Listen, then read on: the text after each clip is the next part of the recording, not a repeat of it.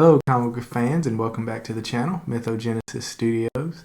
And if you haven't subscribed to the channel or liked the video, I ask that you would do that now or at the end of the video, and I hope that you like it.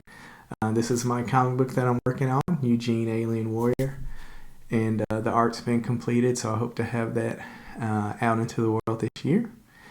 Still working on coloring for this, but we've come a long way, and hopefully should be done soon. But today, I'm here to talk about the Thor movie that should have been. Thor is one of my favorite characters. I read him for years when Walter Simonson was writing and drawing it, even when he was just writing and there were other artists on it. He's one of my favorite characters. I mean, he has a hammer. He brings down the thunder and lightning. What's not to like? I did like the first two Thor movies that they did, even though I still don't think that they showed how powerful Thor really is. And at least in the second one, he was actually, even though a lot of people don't like it with the dark elves, I enjoy it because Thor goes through a lot in that movie and fights through a lot, and it shows just a little bit of how noble he is, how much of a warrior he is, and he just does not stop. Now, Thor Ragnarok, I totally hated. That movie was trash. I did not like the jokes in it. I did not like how they treated Thor in that movie, and I did not even make the effort to go see Thor Love and Thunder because the reviews that I've heard about it and what I read about it, and I was just so disenchanted with Thor Ragnarok, where I was just like, no, they were just ruining the character of Thor, my boy, so I just couldn't do it. But to me, the Thor movie a storyline that they could have and should have made happened in Thor issue number 374.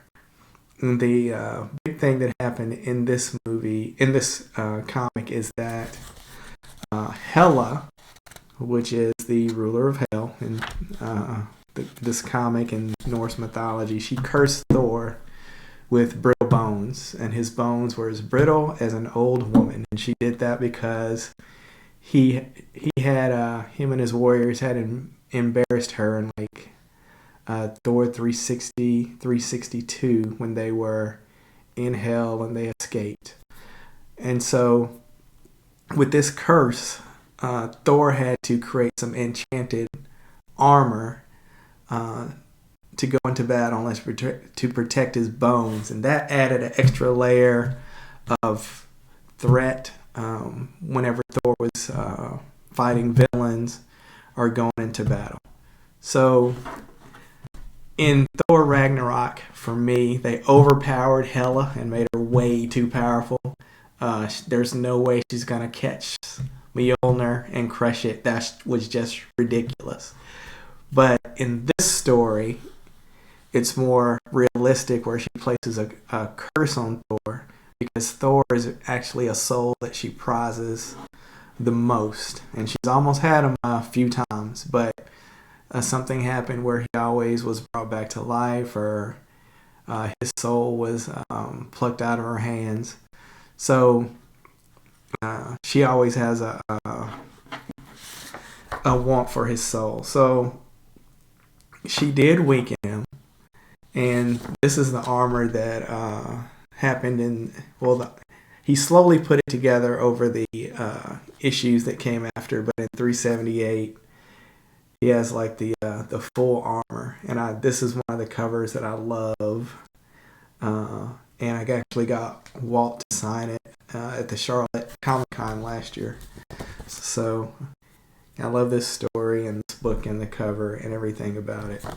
But in a movie, if they had done that, imagine the extra level of threat that we would have felt and fear for Thor, because Hela wanted to make Thor fearful when he went into battle. So if he was fighting Fing Fang Foom, the Absorbing Man, or whoever he's fighting or whatever he's doing when he's going into battle, and his bones are brittle as an old woman's, as Hela said.